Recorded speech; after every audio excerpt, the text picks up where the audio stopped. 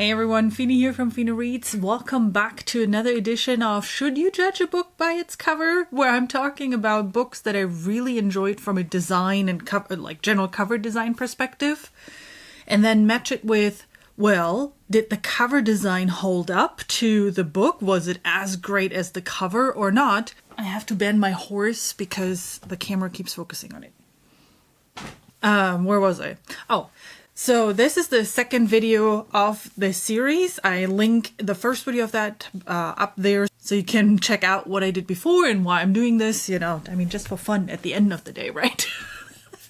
Before we start, don't forget to hit the like and subscribe button if you actually like my videos, and leave me a comment below on which of those picks that I'm showing you agree with and which you don't. I would be super interested in hearing your opinion on, did you like the covers, or like me, did you not like them as much? And the video will have three categories in general. First of all, I will talk about great cover that was also a great book. Then we talk about a great cover that was a terrible book. And then we talk about a terrible cover that was a great book. So let's start with the great cover, great book section. And the first book in that category for me is Remote Control by Nnedi Okorafor. So I apologize if I pronounced that name wrong. This is a book that I read in early 2021 and was one of the initial sci-fi books that I read because I just started reading sci-fi in late last year, early this year. And that was one of those, was a new release early this year, and I fell in love with the book because of the cover. I think it is really quirky and unique. I love the, that you have a scene basically within the person, but you're not losing the person in here. And I like the colors a lot. Besides the cover design itself, what I also like is kind of that texture of the dust jacket. Sounds weird, I know, but it has kind of a slightly shiny but not foil looking texture. Maybe pearl, is that maybe? I don't know. I can see. I'll put it back in front of the camera. I don't know if you can see that, but it has a weird pearly shine to it.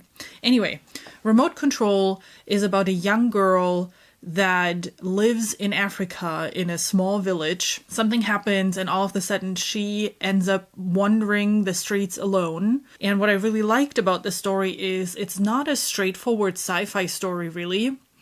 There are actually a lot of elements in there. So it's a little bit folklore, African folklore. There are sci-fi elements in there. There are fantasy elements in there. And what I actually really liked about and it's a rather short story, and what I actually really liked about it is, one, the writing style, which I thought was very unique, just the way things are described, her experience, how she meets other people. And then the other thing that I really liked is the relationships that are built in this story, because she is actually seen as an outsider, but she still manages to build relationships, some that are seen as friendships, some that are more beneficial for the other person.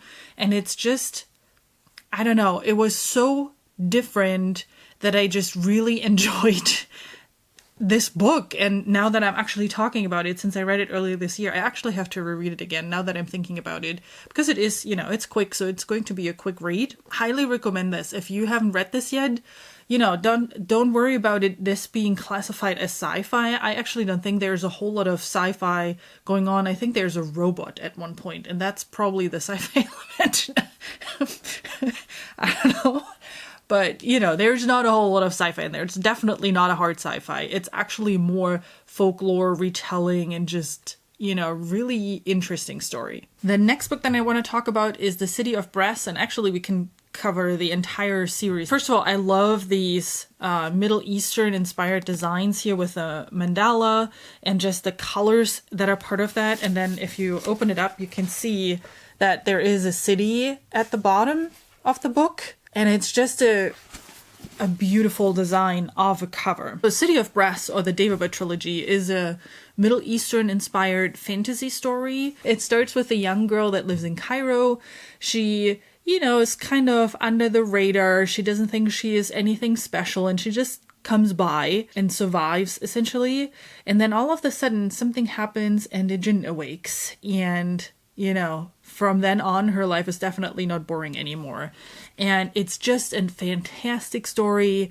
All the Middle Eastern elements in here are incredible. It was so fascinating. And this was actually wasn't my last read at the end of last year. I think I finished out the year with that trilogy in one swoosh. I read the whole thing through. It was so good. I loved the main character. I loved the Jin and the struggles he went through. I love that it's not just, you know, black and white characters. There's a lot of gray area when it comes to the characters. I think the writing is rather adult, and the story itself also falls for me more into the adult category. I mean, if you haven't read it yet, I'm sorry, you really should give it a try. It is just incredible. So if you're into Arabian Nights, you need to read this book. It is awesome. And the last book in the category great cover, great book has to be Bone Shard Emperor for this part of the video. And funny enough, I just did a review on the first two books in the series. This is really completely coincidental. This cover sold me. I didn't know anything about this book, and I bought it because of the cover. Because I think those, again, I think in my review video, I was contemplating if it's stone or bone, given the name of the series. I think it's supposed to be bone, but those intricate carvings in whatever it is, bone or stone, probably bone, because the carving in the bone is actually a thing in the book now that I'm thinking about it. Duh, Josephine.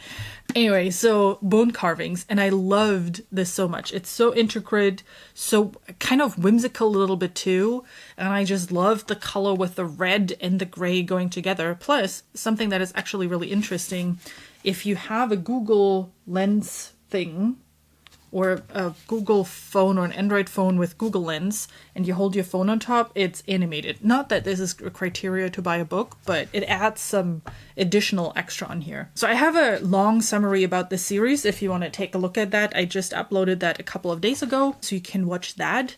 But man, talk about a cover where the book was as gorgeous, or the story of the book was as gorgeous as the cover. I mean, I'm blown away by this still. Which then, coincidentally, leads to the next category. Great cover, terrible book. And that has to be ACOTAR for me. I read this thing cover to cover, and man, I wish I wouldn't. So, and I'm talking specifically about the edition with that Asian-inspired, I don't know, lion dragon on it. I'm putting this up here because I actually don't have the book anymore. I love the cover. I actually didn't buy the book because of the cover. It was a recommendation from a friend of mine, and I was torn if I should actually read it. So I said, okay, I love you, girl. I trust you with your recommendation. I'll read it. And I wanted to DNF it so hard. I actually didn't, now memories start together, because then I found detailed reviews, and when I was searching for detailed reviews, I found Alan of the Library of Alexandria's vlog where he read this whole thing. And I finished it because I read a chapter, then watched the vlog about the chapter in his video. And then I paused the video, and then I read another chapter. Kept me entertained. And I'm not even summarizing it because I think it's so popular by now that everybody kind of knows that this is a Beauty and the Beast retelling and what it is about, and with fairies and whatnot. The one thing that really bugged me, besides all that the writing was very immature and all those kind of things, is this whole story should not have happened. After 50 pages, this book should have been over. Because the first 50, I'm making this number up, but it was within the first couple of pages, she keeps saying that those fairies from behind the wall are super dangerous, and that everybody is incredibly scared, and they're children's songs about how scared you need to be about those. For her then to say, in that easy way, to say like, okay, I go with you, when that fairy, explodes in her house and tells her like, you killed my friend, you have to come with me, whatnot. If that fear is rooted so deeply within the culture of the world I'm in, I'm not that easily go with that monster and live with that monster in that castle. Just nah,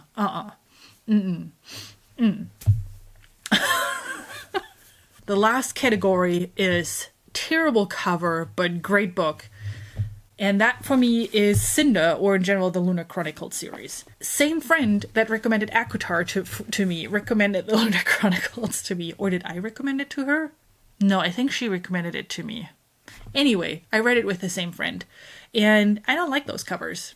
I don't know. I know there is another edition of these covers out there. I'm not a huge fan of those either. I mean, it's clever. I give him that. Because that's, you know, if you look at it, you see the robot foot in there. It is clever. I give the cover designer that, but I find it, I don't know, it's too young maybe. I'm too old for that particular design, but I don't find it very appealing. But I loved it. I particularly loved the first book. Unfortunately, the ending was not quite mine, so I think I gave Winter, which is the last book in this series, only 3 stars. But overall, that series is so incredible, very creative. In case you don't know what the Lunar Chronicles is about, it's essentially a fairy tale retelling in a sci-fi setting. So it's about Cinderella. We have, I all know all the German words for those fairy tales, so give me a second. Rapunzel is part of it, Red Riding Hood, and Snow White, I think, is the last one. And it is super entertaining. Marissa Meyer's writing is great. For it to be a YA series, her writing is really, really engaging. I read this pretty much in one swoop as well. I had so much fun with these characters. Unbelievable. And again, I thought it was so, like, having the idea of, you know, making fairy tales who are actually more fantasy into a sci-fi setting, like putting them into the future with spaceships and whatnot. I thought it was just super entertaining. Hey Jake, now you have a new word where you can do your shots on entertaining. I'm trying not to say unique too often. Definitely a fun read, but the covers, I would not put those out big on my shelf or anything. And I probably, if I wouldn't have, you know, read it with my friend, I probably wouldn't even have picked this up, to be very honest. It just looks very young, doesn't it? Again, I'm not saying it's terrible art. I'm just saying from my taste, it's not the right thing. Alrighty, which of those do you agree with me on and which you don't? I know the first video that I did, I obviously hit some nerves with my thoughts on those, because I definitely got comments on like, hey, I do not agree with you on this being a bad cover. So I'm interested to hear now. Did I hit any nerves again with my selection this time? Thanks so much for stopping by, everyone. I hope you have a great rest of your day, and I'll see you with my next video. Bye!